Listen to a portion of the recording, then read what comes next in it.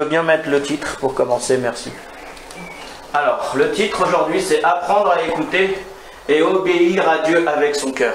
Alors, je répète, apprendre à écouter et obéir à Dieu avec son cœur. Alors là, on peut prendre deux mots.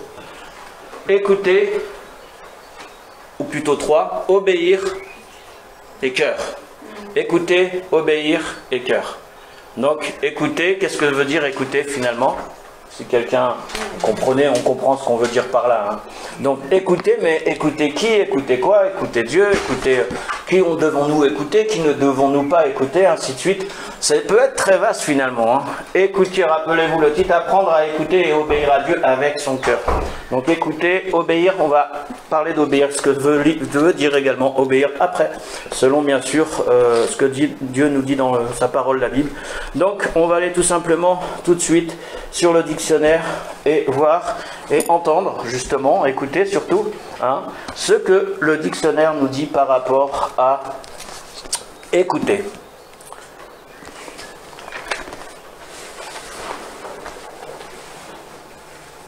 Alors écouter, en grec qui se dit akaoa, entendre, comprendre. La mère et les frères de Jésus sont ceux qui écoutent la parole de Dieu et la mettent en pratique dans Luc 8, verset 21. Ils sont bien heureux, Marie de Béthanie, écoutez la parole de Jésus assis à ses pieds. Luc 10, 39, si vous voulez les versets, je vous les donnerai après. Les brebis de Jésus écoutent sa voix, Jean 10. Quiconque est de la vérité écoute la voix de Jésus. Si nous demandons quelque chose selon la volonté de Dieu, il nous écoute. Et si nous savons qu'il nous écoute, nous avons les choses que nous lui avons demandées. Tout homme doit être prompt à écouter, lent à parler, lent à la colère, ainsi de suite, ainsi de suite. Alors, écouter, c'est important. Il y a beaucoup de versets qui nous parlent de ce mot « écouter » dans la Bible. Mais comme je le disais tout à l'heure, mais écouter qui? Écouter quoi? Ok, écouter Dieu. Alors comment est-ce qu'on peut écouter Dieu? Si quelqu'un a une idée? Voilà, la Bible, premièrement. À 90%, moi je dirais que c'est la parole de Dieu parce que tu es sûr de ne pas te tromper. Mais pour écouter Dieu, il faut aussi l'entendre. Donc, j'écoute Dieu à travers ce que me dit la Bible, sa parole. Là, on est sûr, c'est sa parole, elle ne change pas. C'est la même depuis des milliers d'années. Et rappelez-vous ce que Jésus nous dit justement. Malheur à celui qui enlèvera un seul iota de la lettre. Pourquoi? Parce que c'est la parole de Dieu. Waouh, c'est pas n'importe qui là qui a parlé. Même si ça a été inspiré et écrit par des hommes, que Dieu a inspiré les hommes pour l'écrire aussi. Mais c'est sa parole à lui. Donc il faut faire attention de ne pas justement sortir de la parole de Dieu, parce que malheureusement des fois, hein, on prend un contexte, on le sort de son prétexte pour en faire un... Non, pardon, on prend un texte, on le sort de son contexte pour en faire un prétexte. Voilà, j'ai arrivé. Et donc du coup, ce qu'on peut entendre déjà, c'est de la parole de Dieu, et je dirais encore une fois 90%. C'est ça qui est important. Alors on entend aussi des gens qui nous disent, oui, Dieu m'a dit, Dieu m'a dit. Je sais pas, vous en avez entendu plein, hein, j'imagine. Hein. Oui, oui, Dieu m'a dit, Dieu m'a dit, Dieu m'a dit, Dieu m'a dit. Ok, de temps en temps, ça passe, plus ou moins. Mais tous les jours, Dieu m'a dit, Dieu m'a dit, Dieu m'a dit. J'ai rien contre, oui, Dieu parle, bien sûr, à ses enfants, il n'y a pas de souci, de différentes manières. Mais moi, j'aime bien l'habitude de dire, Dieu m'a dit, des fois, ça peut m'arriver de le dire, mais plutôt, Dieu a déposé dans mon cœur, hein, c'est pas de jouer avec les mots là, hein, mais Dieu a déposé dans mon cœur cette pensée-là, et je crois qu'elle vient de Dieu. C'est plus sage de parler comme ça en fait. Après, oui, si Dieu t'a dit ouvertement, à haute voix, que tu l'as entendu, mon frère, ma soeur, ah, ok, Dieu m'a dit, très bien, tu as entendu Dieu te parler, ok, très bien, alors donc c'est Dieu qui t'a dit, ok. Alors fais attention quand même, parce que des fois, rappelez-vous, hein, le diable se déguise en ange de lumière, donc ce que tu entends, même si tu entends en voix haute, si c'est pas conforme à la parole de Dieu, c'est que ça vient pas de Dieu, mon frère, ma soeur. C'est pour ça que je vous disais qu'à 90% de ce que vous entendez, de ce que Dieu vous dit, ou quelqu'un qui vous dit, oui, Dieu m'a dit, ah oui, il t'a dit quoi? Alors vous écoutez la personne, qu'est-ce qu'elle a dit cette personne? Elle a dit quoi cette personne? Si vous connaissez votre Bible, vous allez savoir si ce que cette personne a dit, ça correspond à Dieu, à sa parole. Voilà la différence. La différence, elle est là. Et rappelez-vous ce que nous dit le Seigneur dans la parole, justement, il y a un verset qui nous dit « Faute de connaissance, mon peuple périt ». Pourquoi? Parce qu'ils sont prêts à écouter tout et n'importe quoi. Et pourquoi? Parce qu'ils ne connaissent pas sa parole. Alors que Dieu parle à 90% pour moi par sa parole, la Bible. On ne peut pas se tromper. Parce que plus on connaît la parole de Dieu, et plus on connaît Dieu aussi. C'est pas seulement la prière, même si la prière c'est important dans notre relation avec Dieu, bien sûr. Mais il n'y a pas que ça, c'est surtout aussi la connaissance de sa parole qui fait que nous tenons debout. Et que quand tout survient une tempête ou quelqu'un qui veut nous faire du mal, nous devons savoir aussi comment répondre aux personnes qui nous veulent du mal, mais aussi comment bénir. Je vais vous donner un exemple tout simple. Il n'y a pas longtemps, j'ai reçu plusieurs fois des mails, que ça soit sur le Messenger. Alors Messenger, je regarde pratiquement jamais, hein. Mais ça m'arrive quand même de regarder. Je regarde plus maintenant parce que comme j'agis beaucoup dans les réseaux, parce qu'avec le confinement, voilà, depuis un an, je suis quand même assez actif. Mais un homme m'avait demandé, je pense que c'était dans un pays où il y avait beaucoup de souffrance et tout.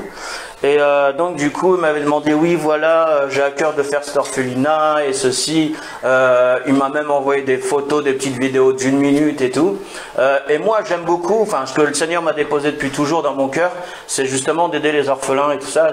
Voilà, c'est dans mon cœur. Et puis, cette personne-là envoie ces photos et il demandait au secours parce qu'ils mouraient de faim dans leur pays et que les enfants mangeaient une fois tous les 2-3 jours et que c'était juste un repas tous les 2 jours ou ainsi de suite. Donc voilà, ok. J'ai écouté ce qu'il a dit, ou plutôt lu ce qu'il a dit.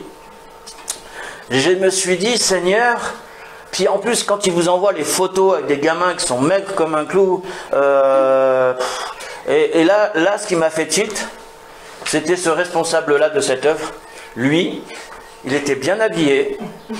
Le gars à côté, c'était un vieux papy qui était mal habillé, un sage du village, ou je sais pas, ou un truc comme ça de leur caste, ou je ne sais où. Alors c'était pas en Afrique, c'était une île très pauvre. Et donc du coup, je me suis dit, mais c'est bizarre. Je vais demander, tu peux me donner l'adresse, où est-ce qu'il est ton orphelinat, votre orphelinat?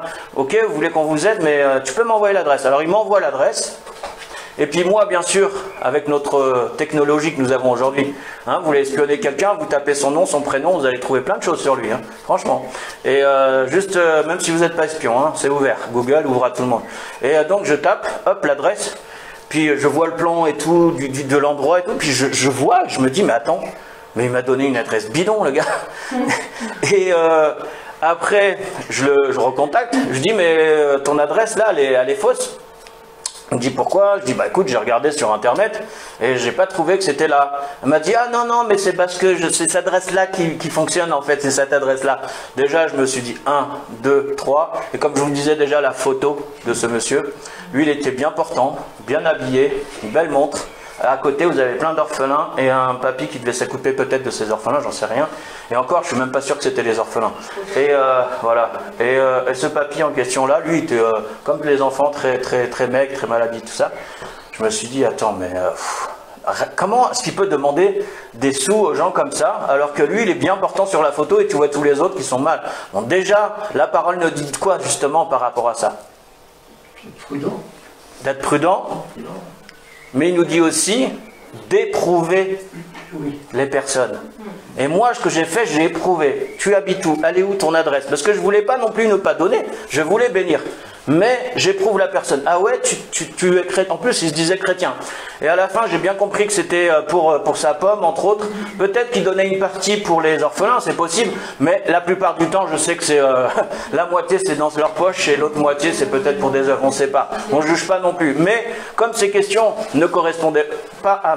Enfin, plutôt, ces réponses ne correspondaient pas à mes questions et que j'ai un peu enquêté. Et là, j'ai découvert que en fait, il voulait usurper. Et moi, je lui ai écrit à la fin. Et après, j'ai plus eu trop de nouvelles. Hein. Je lui ai dit, en plus, il lâchait pas le morceau. Il m'a envoyé, il avait bien accroché comment on dit, l'hameçon. Oui, il y a un terme. Non, quand l'hameçon touche, morçonné. Non. Non, morçonné, pas morçonné. Hameçonné, voilà, je cherchais. C'est hameçonné, merci chérie. Grande mémoire, ma femme. Donc, hameçonné, il m'avait hameçonné. Et moi, dans mon cœur, je dis, ah, peut-être que c'est vrai, peut-être que voilà. Et puis finalement, je l'ai éprouvé, comme nous dit la parole de Dieu. Éprouve, hein, éprouve les gens. Et après, j'ai eu la réponse. Et quand il m'a dit ça, je lui ai dit, écoute, tu sais, ce que tu fais, c'est très grave, parce que là, tu te dis chrétien, et en plus, là, ce que tu vas faire, en plus, tu es en train de prendre l'argent sur le dos des orphelins. Et la Bible, justement, Dieu, justement, par rapport aux orphelins, fait attention parce que Dieu est très jaloux. Et en plus de ça, la Bible nous dit bien qu'il prend soin des étrangers, de l'orphelin et de la veuve. Si tu touches à une de ces trois personnes-là, tu vas avoir des problèmes, c'est garanti. Dans la Bible, c'est marqué. Et donc, du coup, bizarrement, après, plus trop de messages, quoi. Et pourquoi? Parce que j'ai écouté. On revient au message, hein. J'ai écouté ce qu'il disait. Mais, comme je le disais tout à l'heure, la Bible... Qu'est-ce que nous enseigne la Bible, justement? C'est en connaissant la parole de Dieu. Et comme je le disais tout à l'heure, on ne peut pas vous arnaquer comme ça. Pourquoi? Parce que quand tu es face à une situation que tu ne sais pas, est-ce que cette personne te dit la vérité ou pas? C'est simple, prends la parole de Dieu, prends les textes qui parlent justement de la parole, comme aujourd'hui ce dont on est en train de parler. Donc apprendre à écouter et obéir à Dieu avec son cœur. Donc apprendre à écouter, c'est vraiment important. Alors on peut aussi écouter des choses qui peuvent être terribles. Vous savez que ça a des conséquences sur nous, de ce qu'on écoute, de ce qu'on voit, de ce qu'on entend, de ce qu'on sent, tous les jours. Si tu te nourris de bonnes odeurs, wow, t'es bien, je sais pas, quand tu vas dans un champ de près et puis t'as des fleurs, excusez-moi. Je parle de fleurs, alors j'ai éternué, voilà. Donc c'est les fleurs, je suis à fond dedans là. Donc quand on est dans un champ, on sent les fleurs et c'est agréable, c'est joli. Oh, on est bien, on est heureux. C'est quoi? C'est positif. C'est pas négatif. Mais en même temps, on entend des choses des fois qui sont pas bonnes. Et généralement, les choses mauvaises, quand on les entend, ça peut faire beaucoup de mal à notre cœur. Ça nous rend pas bien, ça nous rend mal. Et par contre, si on entend des bonnes paroles de bénédiction, alors on est bien, on est heureux, il y a la paix. Quand Dieu nous dit tout à l'heure, on a souhaité prier la prière de bénédiction de Aaron, Nombre 6, versets 24 à 26. Et en fait, c'était des paroles de quoi? De bénédiction. Et quand tu entends une bénédiction, vous qui êtes enceintes, nos sœurs, vous avez aussi cette bénédiction, mais vos enfants aussi l'ont entendue. Même si on ne les voit pas, ils ne nous voient pas pour l'instant, mais ils ont reçu aussi cette bénédiction. Amen. Voilà, leur esprit l'a entendu. Amen. Amen. Et donc justement, ce que tu écoutes, mon frère, ma soeur, est très important. Si tu décides d'écouter des ragots, alors tu vas commencer à rentrer dans des histoires pas possibles. À la fin, toi-même, tu vas être impliqué dedans, alors qu'au départ, tu n'étais pas du tout impliqué. Et que tu n'avais rien à voir avec tout ça, mais parce que tu as écouté et que tu as commencé à t'en mêler, parce que l'être humain, il est ce qu'il est, mais on aime bien entendre les petites histoires. Pourquoi est-ce qu'on achète des livres, des romans d'après vous? Pourquoi est-ce qu'on aime bien regarder des films qui parlent des sujets que nous aimons, justement pour nous remplir de quelque chose? Peut-être d'un vide aussi en nous, on ne sait pas. Enfin, personnellement, je n'ai pas encore cherché, mais une chose est sûre, écoutez a des conséquences. Donc si tu es d'accord pour écouter des bêtises, alors il risque aussi d'y avoir des conséquences parce que tu vas te remplir de choses mauvaises. De même, si tu regardes quelque chose, comme je l'avais cité une fois ici il y a longtemps maintenant, les enfants, quand vous regardez par exemple un film à la télé, que c'est un film d'horreur, qu'est-ce qui risque de se passer la nuit? Des mauvaises pensées. Des mauvaises pensées, autre chose? Des cauchemars. Voilà, tu l'as dit, des cauchemars. Donc tu vois, ça a une conséquence. Donc si tu décides, comme ce que tu écoutes, ce que tu regardes, si tu regardes des choses mauvaises, alors tu vas être mal et la nuit tu vas faire des cauchemars, tu vas pas être bien. Mais par contre, si tu regardes des choses bonnes, ça va te faire que du bien et pas de mal. Amen. Donc rappelons-nous ceci, ce qu'on écoute tous les jours. Faites attention à ce que vous écoutez. Vous pouvez appuyer sur le stop. Ça, j'en veux pas. Moi, j'ai beaucoup d'amis, de frères et sœurs. Dès qu'ils commencent à entendre des critiques de quelqu'un ou ceci, cela, ils disent critique, non, ça, j'en veux pas. Je suis pas sûr. Ok, tu peux dire ça, mais je veux pas. Je veux pas entendre ça. C'est très bien. Il filme quand même, t'inquiète pas. Alors, rappelez-vous ceci, ce qu'on écoute a une grande importance. Donc, faites attention à ce que vous écoutez. Merci Seigneur. Amen. On va avancer un peu parce que, oh là là, il est déjà 11h30. Tu peux passer au verset suivant, s'il te plaît, chérie. Alors, apprendre à écouter Dieu le Père. Jean 10, 4, 5, il nous a dit « Lorsqu'il a fait sortir toutes ses propres brebis, il marche devant elles et les brebis le suivent parce qu'elles connaissent sa voix. Alors rappelez-vous, hein, le titre c'était quoi? Apprendre à écouter. Et on écoute qui? Dieu. Jésus. On peut écouter aussi d'autres personnes. C'est pas interdit non plus. Mais faites attention ce que vous entendez encore de certaines personnes. Donc il est dit justement en Jean 10, apprendre à écouter Dieu le Père. Alors comment est-ce qu'on apprend à écouter Dieu le Père? Lorsqu'il a fait sortir toutes ses propres brebis, il marche devant elles et les brebis le suivent parce qu'elles connaissent sa voix. Elles ne suivront point un étranger, mais elles fuiront loin de lui parce qu'elles ne connaissent pas la voix des étrangers. Ah, intéressant. Et les brebis le suivent parce qu'elles connaissent la voix du Seigneur, entre autres, c'est ce que le Seigneur veut nous dire. Mais par contre, il est dit au verset 5, elles ne suivront point un étranger, mais elles fuiront loin de lui parce qu'elles ne connaissent pas la voix des étrangers. Et c'est vrai, vous prenez des animaux, d'ailleurs Jésus nous dit, même l'âne connaît son adresse en gros, même l'âne connaît son maître, excusez-moi, même l'âne connaît son maître. Donc, il nous est dit clairement de faire attention à ce qu'on écoute, et même les brebis, ils entendent la voix de leur berger, et ils ne vont pas aller comme ça vers un étranger, vers quelqu'un qu'ils ne connaissent pas. Donc, frères et sœurs, si quelqu'un vient, frappe à votre porte, comme certains le font encore, et qui commence à vous raconter des histoires, déjà, première question, est-ce que vous les connaissez? Les brebis connaissent leur maître. Alors, si vous ne les connaissez pas, mettez un point d'interrogation, ça ne veut pas dire qu'il ne faut pas écouter, mais mettez un point d'interrogation, prenez votre Bible, si vous la connaissez tant mieux, si vous ne la connaissez pas, bah, lisez-la, ou bien cherchez tout simplement, si vous avez encore une concordance ou un dictionnaire biblique, le thème, hein, que la personne a essayé de vous présenter, et vous allez voir qu'avec ces versets que vous allez retrouver dans cette concordance, est-ce que cela plaira à Dieu ou pas? Amen. Donc, il est important de comprendre que nous, notre voix que l'on doit écouter, c'est qui? Jésus. Mais Jésus est monté au ciel. Saint-Esprit. Donc oui, le Saint-Esprit. Parce qu'il a dit quoi? Jésus, il a dit, je ne vous laisserai pas seul, je ne vous laisserai pas orphelin, je vous enverrai mon Saint-Esprit, hein, qui vous conduira tous les jours. Non seulement il nous parle, mais en même temps il nous conduit, il prend soin de nous. Amen. Alors bien sûr, on ne faut pas offenser le Saint-Esprit, mais il est clair que c'est le Saint-Esprit. Hein. Amen.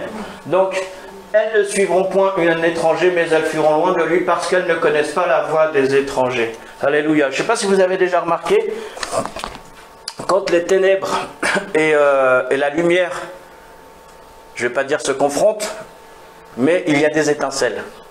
Je me souviens, il y a 2 semaines, j'étais dans un lieu d'évangélisation, c'était à Ménilmontant, et là il y avait un gars qui avait revendiqué clairement devant tout le monde Satan, prêchait Satan, mais aussi les autres religions.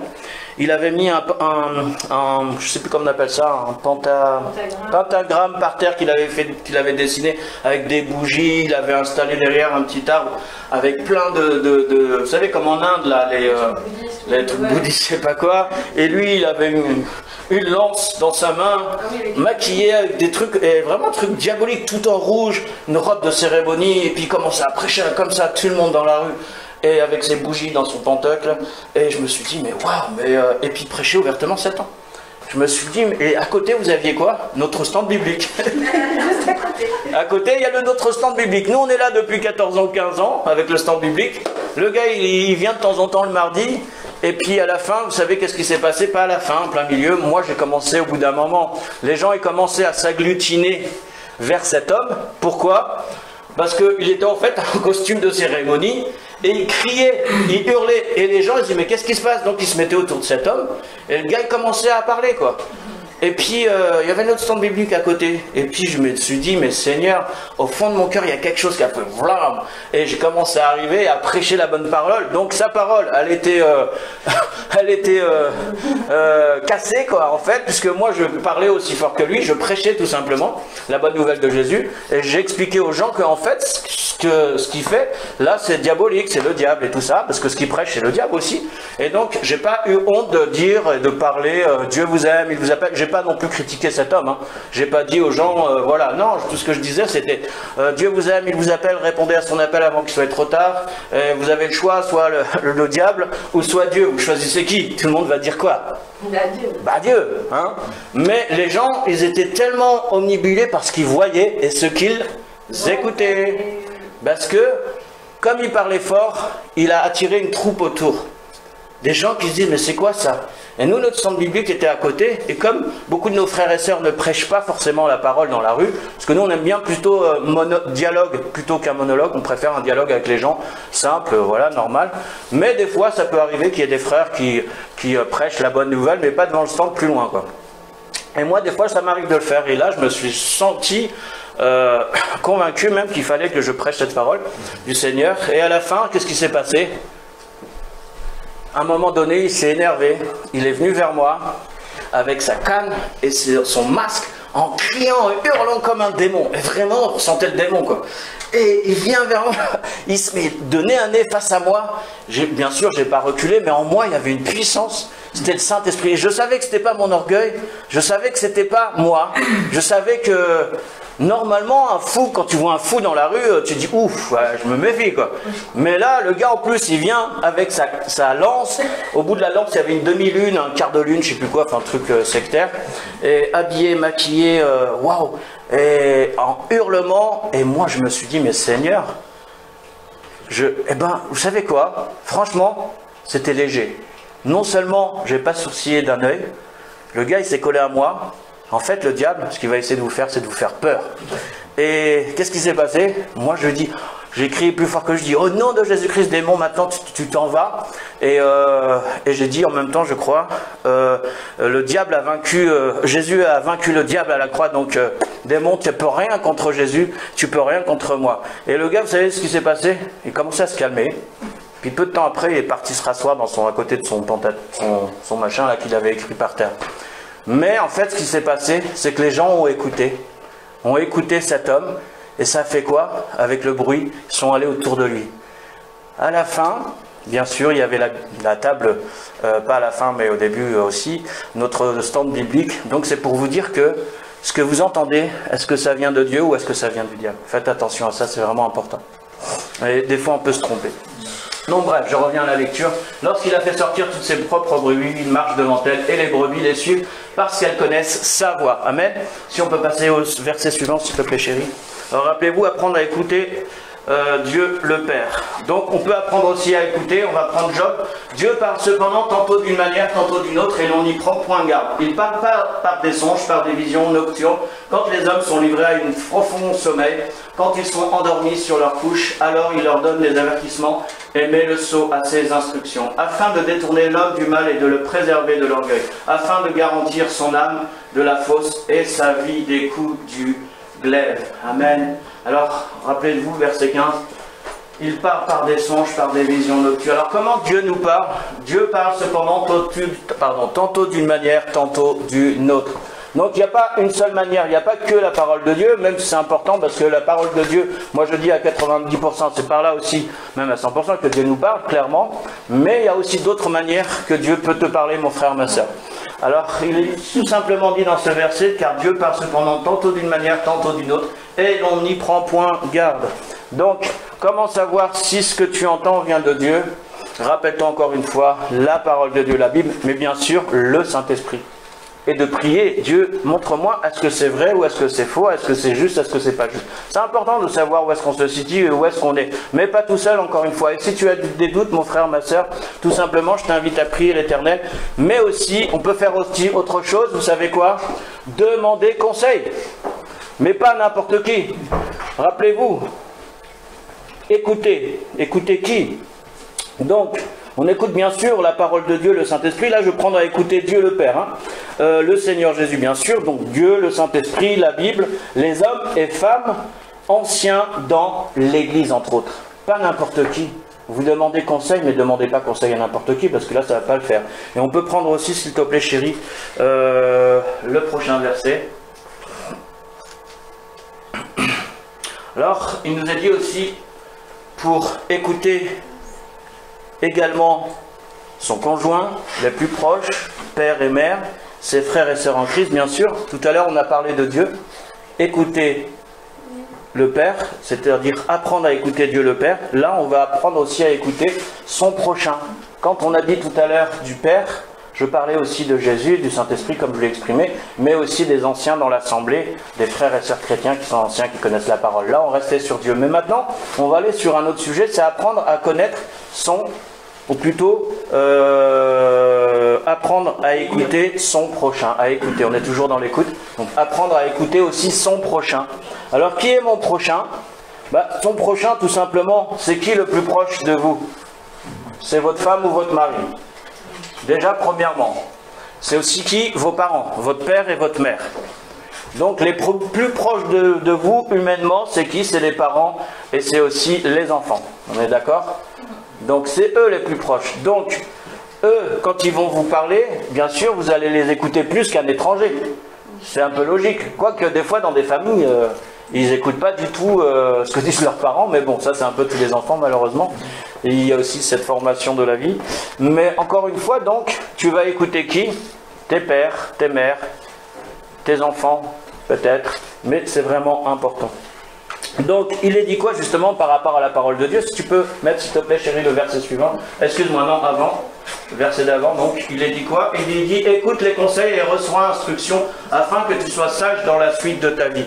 Donc, écouter les conseils, ça ne veut pas dire qu'il ne faut pas écouter les conseils en général, mais pourquoi écouter les conseils? Et quand je dis les conseils, je parle de bons conseils.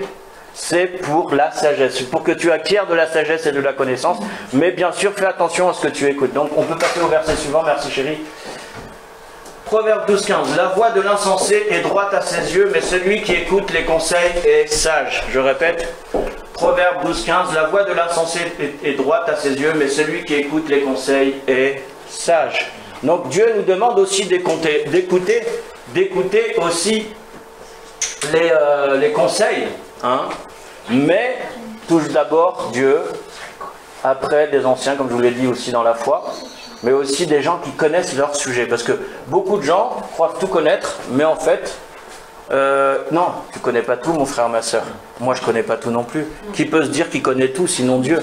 Par exemple, tu peux être doué dans un domaine. Si ton boulot, par exemple, c'est de conseiller des gens pour acheter des voitures. Par exemple, tu es garagiste ou vendeur de voitures.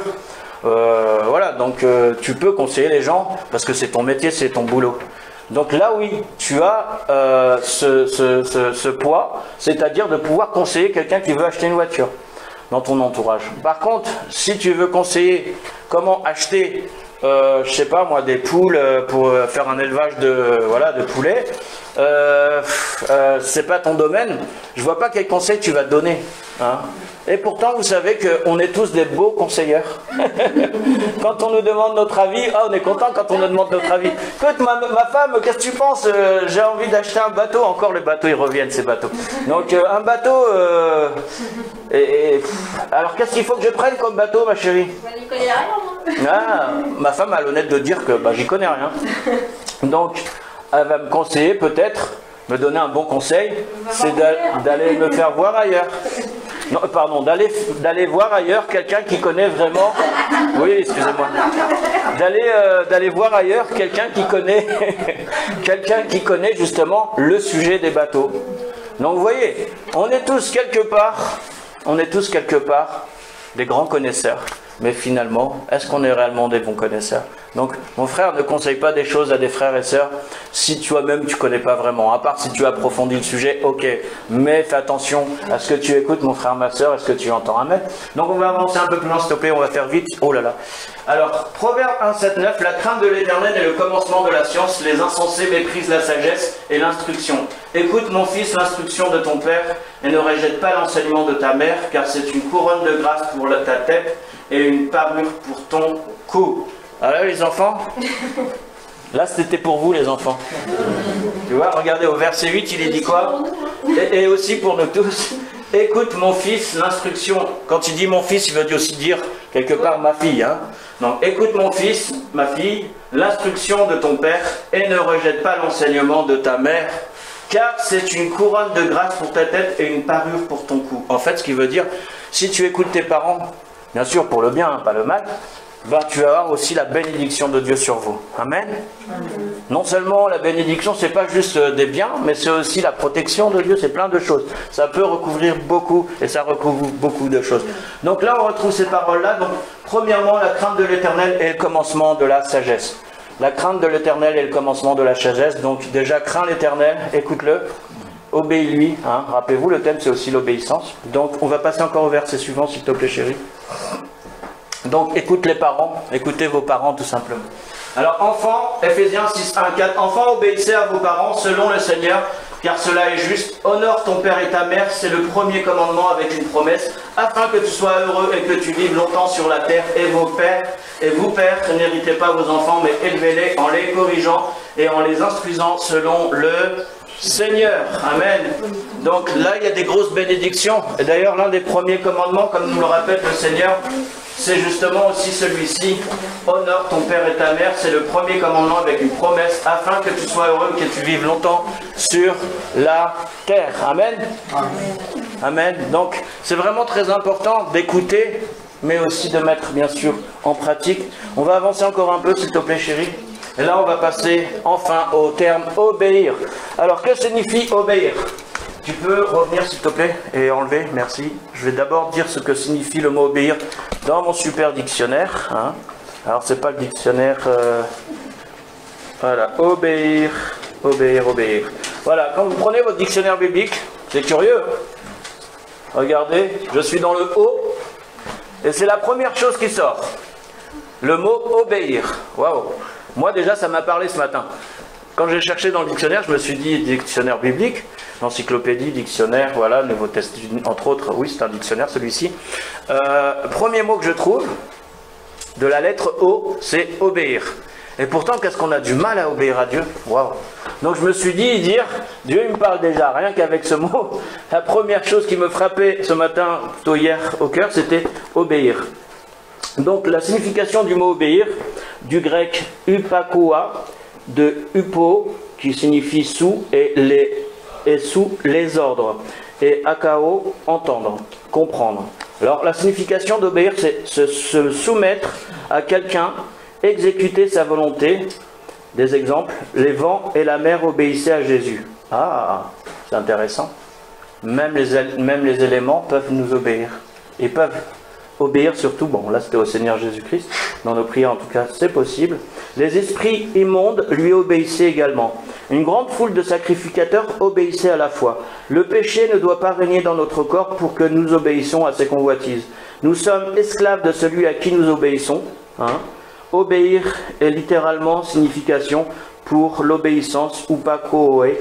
Les Romains avaient obéi de cœur à la forme de doctrine dans laquelle ils avaient été instruits. Tous n'ont pas obéi à l'évangile, vous le retrouvez en Romains 10. Les enfants doivent obéir à leurs parents dans le Seigneur, Ephésiens, on en a partagé tout à l'heure, et en toutes choses. Les esclaves doivent obéir à leur maître. Bon, là c'était à l'époque de Jésus, donc il y avait encore des esclaves, et malheureusement il y en a encore aujourd'hui. Les Philippiens avaient toujours obéi à Paul. Les anges du Seigneur Jésus exerceront la vengeance contre ceux qui ne connaissent pas Dieu et contre ceux qui n'obéissent pas à l'évangile. Si quelqu'un n'obéissait pas à la lettre de Paul, les Thessaloniciens devaient le noter. Waouh! Christ est devenu pour tous ceux qui lui obéissent l'auteur du salut éternel. Abraham obéit pour s'en aller au lieu de son héritage. Sarah obéissait à Abraham, l'appelant Seigneur. Alors oui, obéir, c'est aussi se confier, se soumettre. Ceux qui obéissent seront aussi bénis. Je parle ceux qui obéissent, bien sûr, à l'Éternel. Amen. Donc, obéir, si tu veux bien, chérie, sortir le premier verset.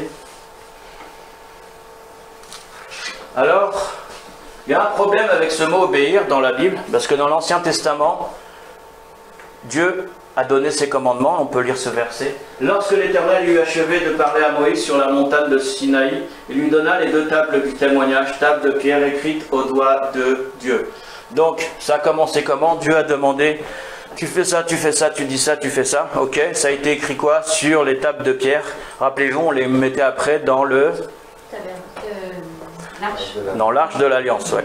Et on les mettait dans l'arche de l'Alliance et on disait que c'était là que Dieu demeurait en fait et que personne ne devait aller dedans à part une fois par an pour un sacrificateur qui était choisi dans le peuple d'Israël pour aller dans ce lieu pour verser le sang entre autres à cause des péchés d'Israël. Enfin, là, ça a été un peu long, mais une seule fois par an. Donc, c'était tellement un lieu très très saint que celui qui touchait même, il mourait sur place, quoi.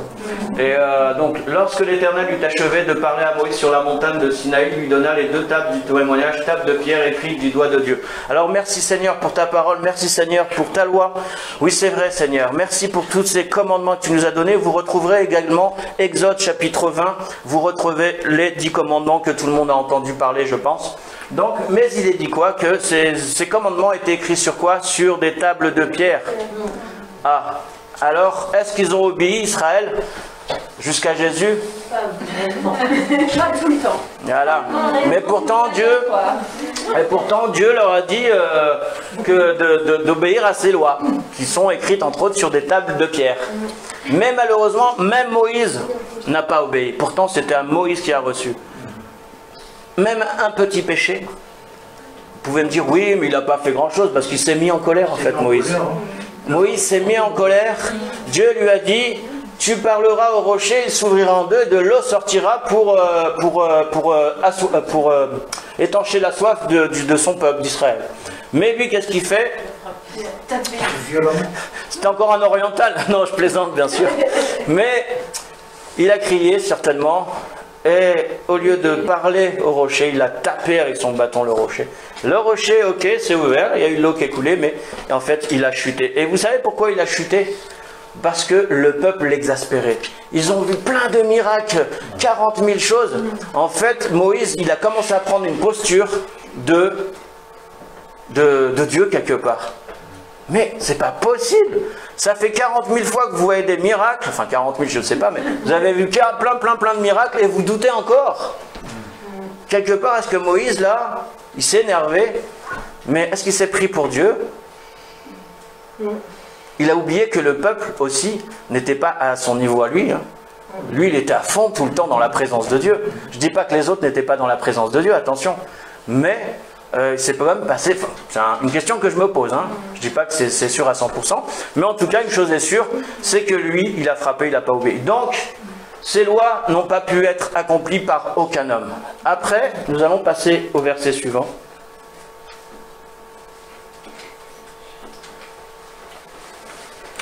Il est dit en Jérémie 31-33, avant que Jésus arrive, mais voici l'alliance que je ferai avec la maison d'Israël. Après ces jours-là, dit l'Éternel, je mettrai ma loi au-dedans d'eux, je l'écrirai dans leur cœur, et je serai leur Dieu, et ils seront mon peuple. Amen.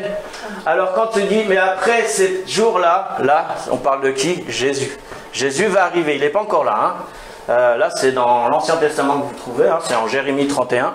Verset 33, c'est important, on connaît ce verset, on entend parler, mais c'est bien de le noter. Donc Jérémie 31, 33, mais voici l'alliance que je ferai avec la maison d'Israël. Après ces jours-là, dit l'Éternel, je mettrai ma loi au-dedans d'eux, je l'écrirai dans leur cœur, et je serai leur Dieu, et ils seront mon peuple. Alors, plus que la loi n'a pas pu être accomplie sur ces tables de pierre qui ont été écrites, qu'est-ce que Dieu dit? Il est très clair, il dit puisque, en gros, je vais l'écrire carrément dans leur cœur. Parce que tu peux prendre un livre et le lire, mon frère, ma soeur.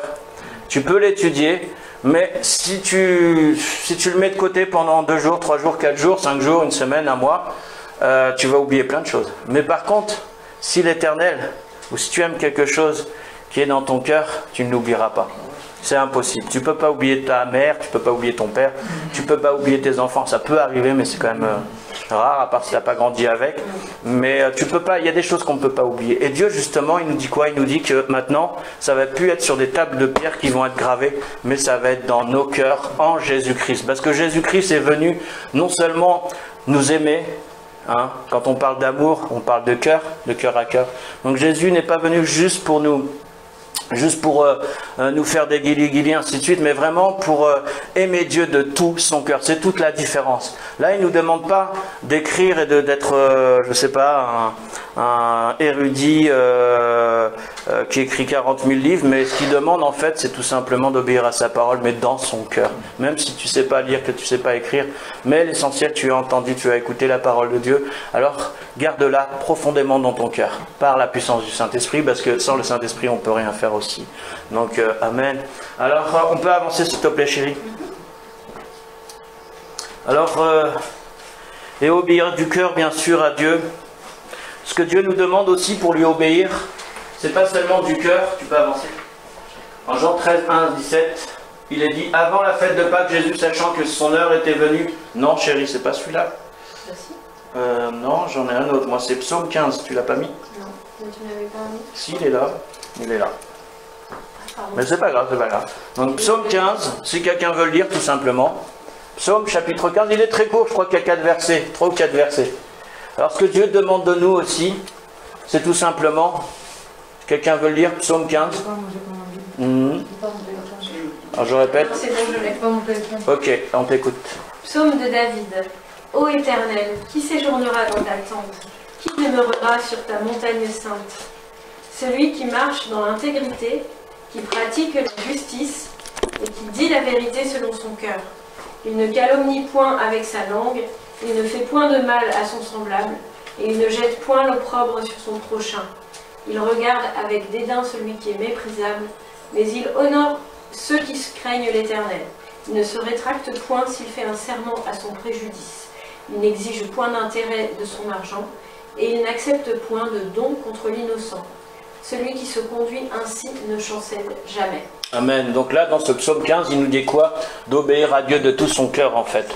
Dieu déteste l'hypocrisie, Dieu déteste le mensonge, Dieu déteste toutes ces choses, mais ce que Dieu nous demande, en fait, comme David, rappelez-vous, David, entre autres, les psaumes. Donc, en fait, rappelez-vous, David, il est un grand pécheur, David, comme la plupart dans la Bible, de toute façon. Mais qu'est-ce qui s'est passé? Comment ça se fait que Dieu l'appelle David, un homme selon mon cœur, alors que David était aussi meurtrier? Il a fait tuer, vous savez, quand il a épousé sa... Oui, voilà. Uri, la femme de... Barsheba, l'époux de Barsheba, et donc du coup, vous connaissez l'histoire, il l'a mis en première ligne sur le front pour qu'il meure, afin d'épouser sa femme. Pourquoi? Parce qu'il avait commis un adultère, sa femme aussi également d'ailleurs, surtout, et donc du coup, qu'est-ce qui s'est passé? Devant Dieu, il était mal, quoi, et donc même David a fait des péchés très graves, mais Dieu l'a quand même appelé un homme selon mon cœur. Waouh! Alors dans ce psaume 15, ce qu'il est dit clairement, c'est que Dieu, il te demande aussi ton cœur. Il ne demande pas des jolies choses, il te demande soit sincère avec moi, soit vrai. Quand tu me dis que tu m'aimes, quand tu me dis ceci ou cela. Ce qu'il est dit dans ce psaume 15, c'est vraiment d'enlever toute rapine qu'il peut y avoir en nous. Donc j'avance, il est tard, excusez-moi. Donc je vais juste clôturer là-dessus. Alors, j'aimerais juste dire ça, avant de parler justement de Jésus. Vous savez que Jésus, il a fait quelque chose d'incroyable. Alors, je vais vous lire tout simplement ceci et je vais clôturer là-dessus. Alors, Jésus a été, juste avant sa mort, trahi, abandonné, rejeté, parce qu'il a écouté Dieu son Père et lui a obéi de cœur jusqu'à donner sa vie par amour pour nous dans l'écoute et l'obéissance de son Père. Waouh, je répète. Jésus a été juste avant sa mort trahi, abandonné, rejeté parce qu'il a écouté Dieu son Père et lui a obéi de cœur jusqu'à donner sa vie par amour pour nous dans l'écoute et l'obéissance de son Père. Waouh! Alors là, ça devient vraiment fort. C'est tout simplement que avant que Jésus meure, avant qu'il passe à la croix, vous vous rappelez, ils étaient dans la chambre haute. C'est les dernières paroles de Jésus et il dit à son peuple. Il dit à son peuple, voilà, je vais mourir, en gros, j'extrapole, mais c'est ça. Et il dit, voilà, mais avant que je parte, il leur donne des recommandations, et ça fait longtemps qu'on ne l'a pas lu et vu, ici dans l'église, mais il donne quand même des recommandations, et il leur montre, voilà quel exemple vous devez être, quel exemple vous devez devenir, quel exemple vous devez faire, tout simplement. Et il est dit quoi? Et là, c'est avant qu'il aille dans le jardin de Gethsémane. Et pourtant, on n'en parle pas trop, mais c'est important de le pratiquer, pas juste de la parler. Tu veux bien mettre le chapitre? Alors, Jean 13, 1, 17. Avant la fête de Pâques, Jésus, sachant que son heure était venue de passer de ce monde au Père, et ayant aimé les siens qui étaient dans le monde, mit le comble à son amour pour eux. Pendant le souper, lorsque le diable avait déjà inspiré au cœur de Judas Iscariote, fils de Simon, le dessein de le livrer, Jésus, qui savait que le Père avait remis toutes choses entre ses mains, qu'il était venu de Dieu et qu'il s'en allait à Dieu. se leva de table, ôta ses vêtements et prit un linge dont il se ceignit. Ensuite il versa de l'eau dans un bassin, il se mit à laver les pieds des disciples et à les essuyer avec le linge dont il était saint. Il vint donc à Simon-Pierre et Pierre lui dit « Toi, Seigneur, tu me laves les pieds ?» Jésus lui répondit « Ce que je fais, tu ne le comprends pas maintenant, mais tu le comprendras bientôt. » Pierre lui dit « Non, jamais tu ne me laveras les pieds. » Et Jésus lui répondit « Si je ne te lave pas, tu n'auras point de part avec moi. » Simon-Pierre lui dit « Seigneur, non, seulement les pieds, mais encore les mains et la tête. » Jésus lui dit « Celui qui est lavé n'a besoin que de se laver les pieds pour être entièrement pur. Et vous êtes purs, mais non pas tous, car il connaissait celui qui le livrerait. C'est pourquoi il dit « Vous n'êtes pas tous purs. » Après qu'il leur eut lavé les pieds et qu'il eut pris ses vêtements, il se remit à table et leur dit « Comprenez-vous ce que je vous ai fait ? Vous m'appelez maître et seigneur, et vous dites bien, car je le suis. Si donc je vous ai lavé les pieds, moi le Seigneur et le maître, vous devez aussi vous laver les pieds les uns aux autres, car je vous ai donné un exemple, afin que vous fassiez comme je vous ai fait. En vérité, je vous le dis, le serviteur n'est pas plus grand que son Seigneur, ni l'apôtre plus grand que celui qui l'a envoyé. Si vous savez ces choses, vous êtes heureux pourvu que vous les pratiquiez. » Amen. Amen. Alors, il s'est passé quelque chose là. Non seulement le peuple, les disciples, là c'était ses proches, les apôtres, ils étaient, avant que Jésus aille mourir sur cette croix, avant qu'il aille dans le jardin de Gethsémani, avant que son sang coulât sous forme de grumeaux quand il priait intensément le Seigneur dans le jardin de Gethsémani, avant cela il a dit à son peuple, il a dit à ses disciples, il leur a dit ces paroles qu'on retrouve dans Jean 13. Ce qui inquiétait, je pense, plus le cœur du Père, le cœur du Seigneur Jésus-Christ, c'était justement que ses enfants ne cherchent pas, mais qu'ils soient surtout humbles et simples, et unis les uns les autres dans l'humilité aussi. Et en fait, ils savaient très bien, vous savez, dans la Bible, il n'y a rien qui est écrit par hasard. Bizarrement, on en parle peu, mais les dernières paroles de Jésus ont été aussi celles-ci, de s'humilier les uns les autres, comme il l'a fait avec ses disciples. Et non seulement il leur a dit, mais ce n'était pas juste une parole. Rappelez-vous, le sujet c'est écouter et obéir à Dieu aujourd'hui. Non seulement il leur a dit, ils l'ont entendu, mais Jésus, qu'est-ce qu'il a fait encore? Il l'a fait. Il a pris ses bassines d'eau, il s'est ceint d'une serviette. Il a enlevé ses vêtements et ses ceint d'une serviette. Donc déjà c'est significatif. Il a enlevé ce qu'il avait pour donner et se rabaisser aux autres. Quand je dis donner, je ne parle pas de donner ses vêtements, même si on l'a pris après ses vêtements. Mais en fait, il s'est mis à nu devant ses disciples pour leur montrer que, en fait, le plus grand, que celui qui va être le plus grand parmi vous, nous dit la parole de Dieu, entre autres, soyez le serviteur de tous, mais que celui qui va être le premier soit l'esclave de tous. C'est impressionnant, je répète cette parole du Seigneur, que celui qui va être le plus grand parmi vous soit le serviteur de tous, et que celui qui va être le premier soit l'esclave de tous.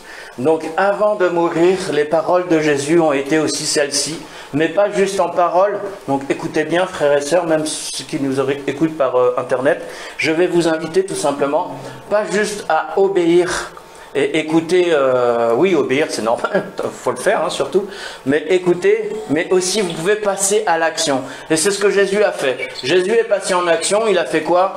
En plus de leur parler, il a pris ses bassines d'eau, il a lavé les pieds de ses disciples. Pourquoi il a fait ça? Afin qu'ils se rappellent qu'il n'y a pas plus grand sur terre que Dieu le Père bien sûr, mais également qu'il n'y a pas un homme plus grand qu'une femme. Moi je suis pasteur, très bien, mais est-ce que ça veut dire que je suis mieux que mon frère, ma soeur parce que je sers le Seigneur à ma façon? Je sais que tout le monde sert à sa façon aussi le Seigneur. Non, c'est les titres et moi j'aime pas les titres. Je vous le dis franchement, vous connaissez les titres, apôtre machin, prophète machin, pasteur machin, évangéliste machin, docteur machin. Non, ok, la Bible nous parle des ministères, mais je vous assure frères et sœurs, Dès que j'entends quelqu'un qui me vient et qui me demande par exemple du matériel d'évangélisation entre autres, bonjour, je suis l'apôtre ceci. Déjà dans ma tête, je me dis, bon, toi mon gars, c'est bon. Alors je critique pas bien sûr, mais non, je suis pas d'accord avec ça. Et parce qu'un apôtre n'a pas besoin, encore une fois, de dire qu'il est apôtre, ainsi de suite. Vous connaissez ma façon de penser. Même si les ministères existent, sont dans la Bible, mais voilà. Ok, pasteur, ça passe plus ou moins, parce que le monde, il connaît ce que c'est que des pasteurs. Mais si tu vas dire, oui, l'apôtre machin, le prophète machin, déjà dans le monde, tu vas dire ça à quelqu'un qui ne connaît pas le Seigneur, il va dire, mais c'est une secte ça. Vous voyez ce que je veux dire? Ok. La Bible nous dit que ce ministère existe, on est d'accord. Mais celui qui ne connaît pas, si vous commencez à parler comme ça, déjà, avec un langage, un patois de Canaan, comme on dit, déjà il ne va pas comprendre, il va se dire, mais je suis tombé dans quoi là? Et bref, bon, je ne vais pas parler des ministères aujourd'hui, excusez-moi. Mais en tout cas, Jésus-Christ est venu et il nous a dit quoi? De s'humilier les uns les autres. Et vous savez ce qu'on va faire maintenant? Ah, on ne l'a jamais fait à l'église. Laver les pieds. Voilà. Alors, bien sûr, c'est les femmes avec les femmes, les hommes avec les hommes. Alors, je tiens juste à terminer, chers frères et sœurs. Donc, la réponse à la question de tout à l'heure du quiz, c'était la surprise d'aujourd'hui, frères et sœurs. Alors, vous n'êtes pas obligés, hein, c'est comme vous le sentez. Alors, même si des fois on a des problèmes avec nos pieds, c'est pas un problème, on est entre frères et sœurs. Donc, je répète, la question pour le quiz, c'est tout simplement la réponse. Alors, la question, c'était compléter cette phrase de Jésus, Dieu n'est pas le Dieu des morts. Alors, la réponse, est-ce que vous l'avez? Amen. Bien joué, Déborah. Tu as trouvé la réponse. Super.